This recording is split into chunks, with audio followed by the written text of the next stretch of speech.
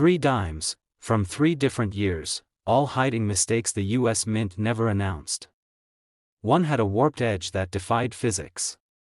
Another carried ghost images from a previous strike. And one? It was struck so wrong, it bent into a cup. You might have spent one without ever knowing, until now. In 1993, the world was shifting. Bill Clinton had taken office, the internet was inching toward the mainstream, and the US Mint continued to push coins into circulation with the reliability of a machine that had long perfected its rhythm. The Roosevelt Dime, clad in copper nickel and minted since 1965 in this composition, had become a quiet symbol of American currency, unchanging, dependable, easily overlooked. Nearly 1.8 billion dimes were struck that year between the Philadelphia and Denver mints, each bearing Roosevelt's unmistakable profile and the bold torch on the reverse. There was nothing in the official record to suggest that anything unusual had happened during the 1993 production run. But the machines had other plans. A decade passed. Then another. And still, the 1993 dime remained unremarkable. That is, until a collector named Daniel Vargas sat down at his desk in Mesa, Arizona, going through rolls of dimes he'd bought from a coin dealer clearing out inventory. They weren't labeled or promised to contain anything special, just generic, circulated coin rolls wrapped tightly and sold by weight. Daniel wasn't hunting for anything in particular. His routine was familiar: check for silver edges, look for older dates, maybe a well-preserved proof that slipped into circulation. But this time, the error didn't announce itself with luster or shine. It whispered through silence. The coin looked dull at first, worn even. The obverse, Roosevelt's head, lacked clarity. The hair detail was faint, the words "In God We Trust" faded in places.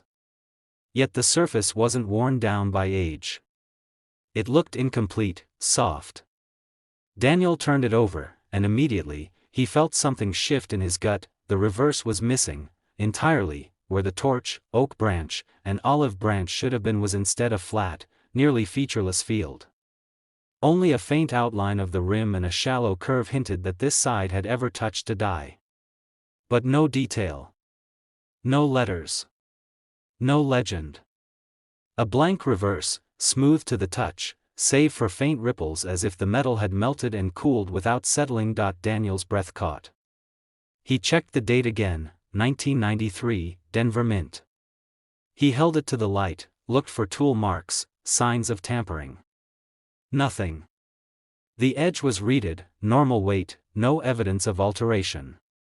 It wasn't post-mint damage. It wasn't fake.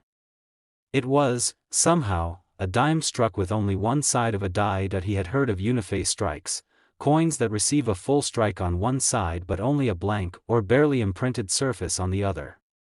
They usually occurred when one die failed to load, or when a coin was struck against another planchet or coin instead of a reverse die. But on a modern dime? From 1993? He'd never seen one. Daniel consulted error coin groups, showing high-res images. Some dismissed it immediately, calling it a magician's coin, 2 coins fused and smoothed.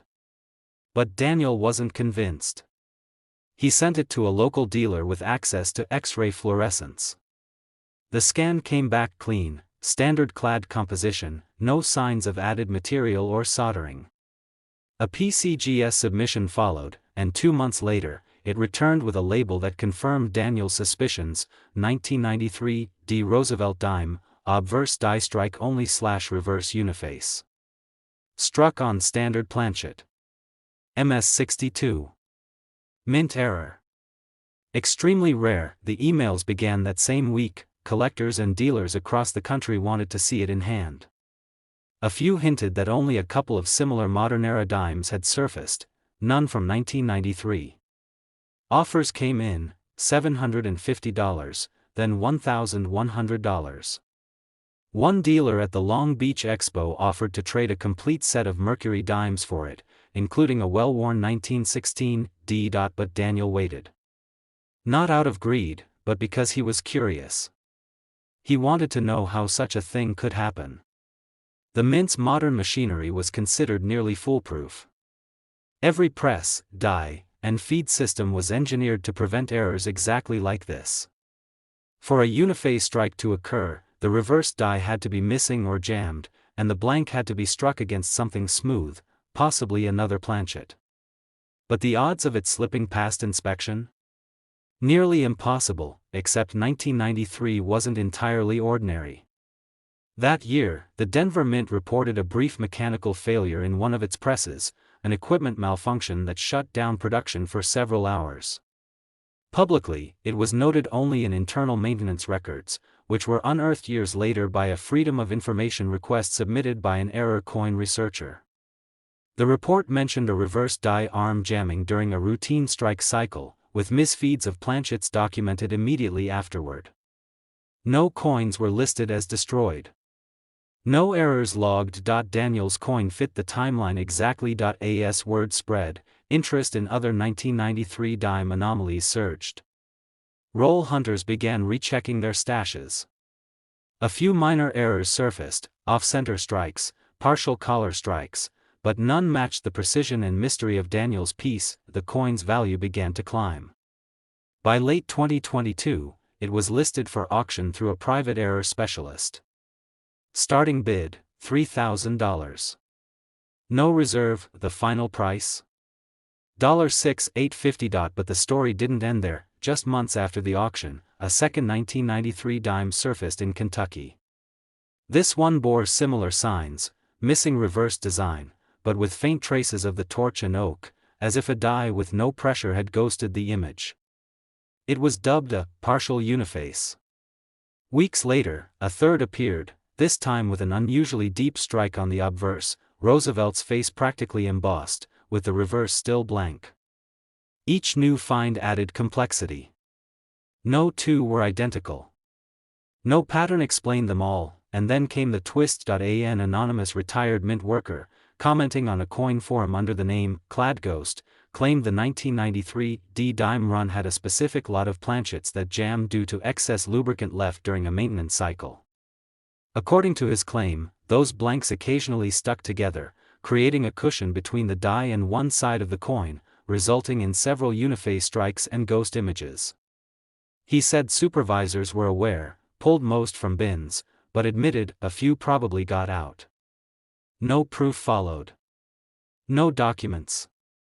Just that cryptic message. And then silence. Whether true or not, Daniel's coin became the symbol of a mysterious moment in modern mint history, a dime that should have looked like every other, but didn't.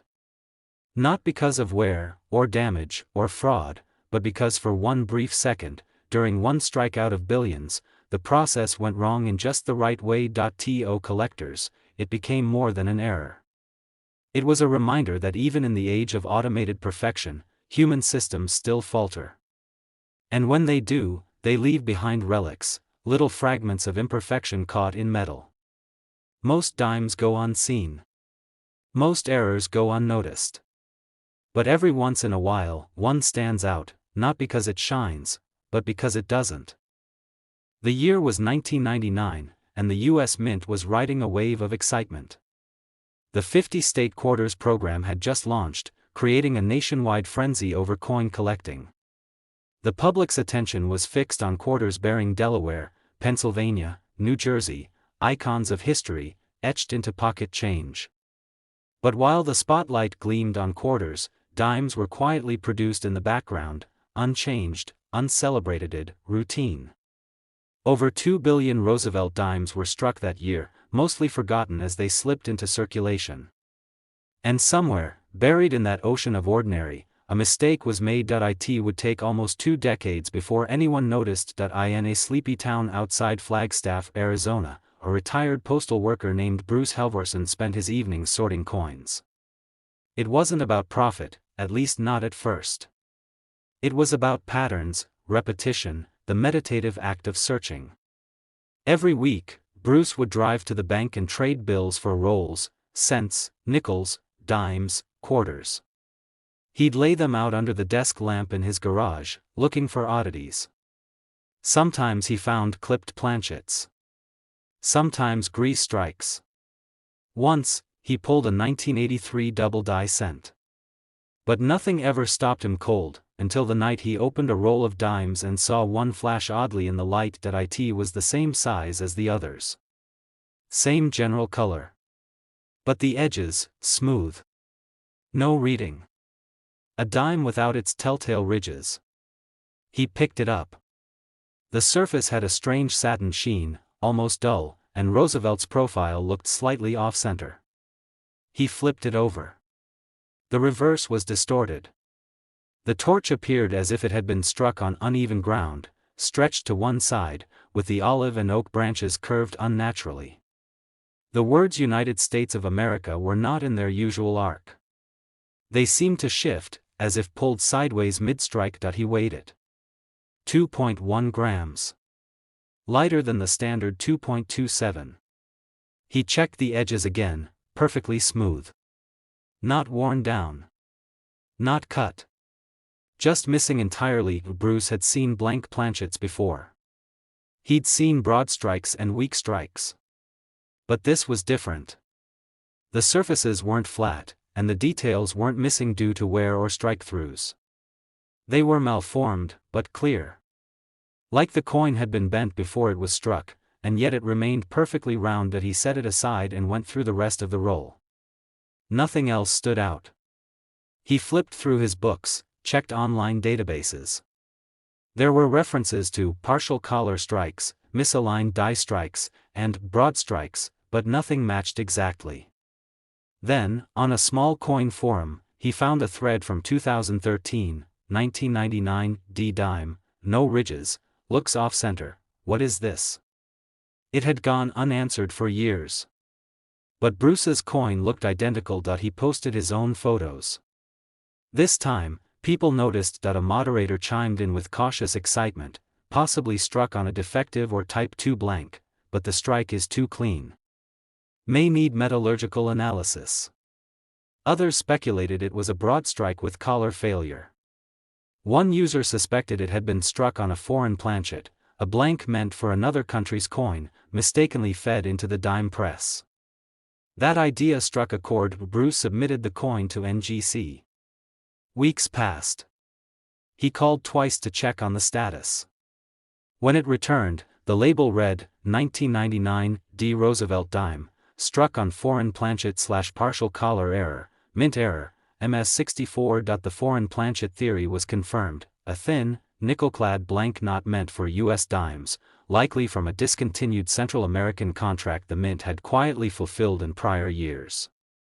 Somehow, a leftover blank made its way into Denver's presses during a routine run of Roosevelt Dimes. The phone calls began. One dealer offered $900. Another collector from Boston emailed an offer for $1,300, citing the error's dual nature, a wrong planchet and a striking anomaly. But Bruce hesitated. There were only a handful of verified modern dimes with such a combination. He wasn't sure he wanted to sell. At least, not yet. Then something strange happened. A collector from South Carolina reached out with a peculiar photo. He, too, had found a 1999 D dime that looked eerily similar, no ridges, offset reverse, soft edges. He'd dismissed it for years as post-mint damage. Now, after seeing Bruce's coin online, he was reconsidering. He weighed his 2.0 grams. Almost identical. Over the next 6 months, 3 more surfaced. Each slightly different in strike pressure and wear, but all bearing the same date, same mint mark, same mysterious features. It became clear this wasn't a one-off. Something had happened at the Denver Mint in 1999, something that had gone unnoticed for decades. A numismatist with access to internal production logs uncovered a brief note from April 1999, a feed tray malfunction during a late-night shift, followed by several press resets. The incident was minor, recorded only for maintenance records. But it may have been enough. If a batch of foreign or defective blanks had been left nearby, they could have slipped into the mix during the restart. The error now had context. Prices for the known examples began climbing.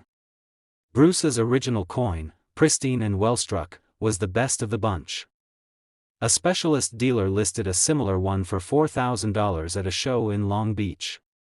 It sold in under 24 hours. By the time Bruce agreed to consign his with Heritage, the buzz had reached national error collectors. The listing described it as one of the finest known wrong planchet Roosevelt dime errors of the clad era. The bidding started slow, $2,000. Then $3,500. By the end of the week, it crossed $7,000. Final hammer price, $8,400. But the twist wasn't the price. It was what the buyer discovered a year later, after submitting the coin to PCGS for crossover grading. Advanced imaging revealed faint undertones on the surface, microscopic imprints not part of the Roosevelt design. After metallurgical testing and comparison, the planchet was matched not to a Central American blank, but to an obsolete 1998 Filipino 25 centimo planchet, leftover from an order the U.S. Mint had fulfilled at the San Francisco facility in the late 1990s. Somehow, a few had remained in circulation at the Denver Mint, over 1,000 miles away. That detail changed everything. The rarity wasn't just in the strike. It was in the improbable journey of the blank itself, created for another nation's coinage, forgotten, relocated, and then struck with a Roosevelt dime design in a year when no one was watching the dimes at all. It became known in collector circles as the Centimo dime. Only 5 have been confirmed. Each carries the mystery of how many more might still be in drawers, coin jars, or the bottoms of vending machines, unnoticed, misidentified, or spent without a second glance. Bruce still hunts rolls. He never found another like it. But the lesson stayed with him. Sometimes the rarest coins aren't announced with errors you can see at a glance.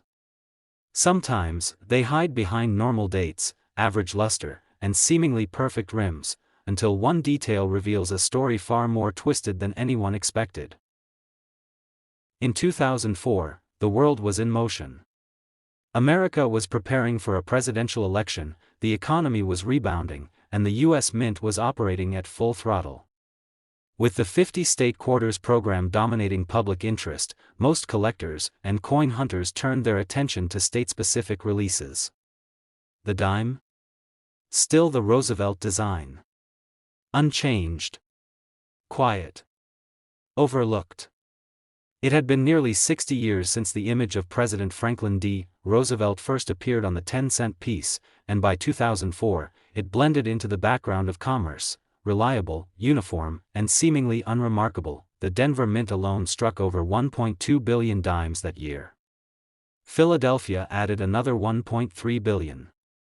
And in that blinding sea of copper-nickel-clad metal, everything appeared to be working smoothly, until years later, when a single, unassuming coin emerged from the shadows to tell a very different story. It surfaced in an antique store in Tacoma, Washington. An older man named Emery Klein was rifling through a dusty box marked Old Change, 5 cents each. He didn't expect much. Maybe a silver war nickel, a wheat cent, something mildly interesting. But one dime caught his attention, not for its age, but for its shape. The coin felt off. The diameter was right, but it didn't sit flat. Its edges curved upward slightly, almost like a shallow bowl. He flipped it over. Roosevelt's profile was there, but oddly warped. The hair was distorted, and the "In God We Trust" motto appeared closer to the rim than usual, almost spilling off the edge. The reverse was even stranger. The torch leaned at an angle, and the branches curved unnaturally. The entire design was tilted. Then Emery noticed something else. The coin was thinner than a normal dime, and lighter. He didn't have a scale with him, but after decades of collecting, his fingers knew the weight of a standard U.S. dime. This wasn't it. He bought the coin, along with 6 others, and took it home. Under a magnifying lamp, the abnormalities became clearer. The coin was a classic Roosevelt dime in most respects, date 2004, mint mark D, but it looked like it had been pinched and stretched. The reeded edge was uneven, almost faded in places. But what truly made it stand out was the strike. The entire coin had been hit while slightly off-center, but not in the usual way. It wasn't just misaligned, it was cupped. A convex curve had formed, as though the planchet had been resting inside something hollow before the dies came down. That's when it hit him. This was a dime struck on a deeply indented planchet. Or perhaps it had been struck over something. Emery sent high-res images to a known error coin forum. A few members speculated it might have been struck on a previously struck planchet, a double strike with die cap error. One moderator encouraged him to get it authenticated immediately. He mailed it to NGC. The waiting was difficult. Weeks passed, each one adding tension. When the coin returned, it came with a label he'd never seen before: 2004 D Roosevelt Dime, reverse die cap strike / deep indent / partial collar, MS63 mint error. A die cap. One of the rarest and most dramatic errors possible. At some point during production, a dime had failed to eject from the reverse die. As more planchets were fed through, the stuck coin began acting as a soft die itself, pressing its distorted impression onto other blanks. Emery's coin had been struck during this strange event, receiving a full strike on one side while the other carried the distorted echo of multiple prior impressions that explained the cupped shape. The die cap acted like a mold, deforming the metal in ways normal production never could. Offers came in quickly: $1, $500, then $2,000, then $3,200 from a California buyer. But Emery held on to it. He wanted to understand how it happened. Die caps were rare, but on modern coins? Practically unheard of in the 2000s. These types of errors usually emerged from mid-20th century presses, not the precision-controlled environments of the modern mint, and yet, 2004 was not as stable as it seemed. Archived maintenance logs from the Denver Mint later revealed that several coin presses experienced timing issues during June and July of that year. Specifically, one report noted that a reverse die stuck in press number 24 had gone unnoticed for several cycles, resulting in an unknown quantity of distorted planchets. Most were likely caught and scrapped, but evidently, not all. A second 2004 D dime surfaced in Colorado in 2019, slightly off-center, with a weak strike and cupped surface. Similar but not identical. PCGS graded it as a die cap reverse, multi-strike, $58 Australian. It sold privately for $600. This reignited interest in Emery's coin. He began receiving inquiries from error specialists and auction houses. Some collectors believed his coin had been struck earlier in the die cap sequence, when the cap was still developing and the pressure was higher, meaning his dime captured the clearest, earliest version of the anomaly. By 2022, the value of Emery's coin had nearly doubled. Heritage Auctions approached him to consign it, predicting it could set a modern die cap error record. It was listed with no reserve. The auction went live with little fanfare, but within 24 hours, the bidding war erupted. Final hammer price, $9,750. But the twist didn't come with the sale. It came after, during advanced imaging of the coin by its new owner, using laser scanning and overlay analysis, the collector discovered faint elements of a second design beneath the torch on the reverse. The layering was subtle, almost ghostly. Experts concluded that the die cap had captured not one, but multiple strikes over time, each leaving behind a soft echo. One of those echoes appeared to carry partial lettering from a previously struck dime. In other words, Emery's coin wasn't just a one-time error, it was the product of an extended minting accident. A multi-strike die cap series involving more than one failed ejection, creating a chain of ghostly impressions that spanned several coins. Of those coins, only two are known today. Both from 2004. Both from the Denver Mint. Both pointing to a strange moment when the system failed just enough to let the metal tell its own story. The Roosevelt dime was never designed to surprise. It was made to serve.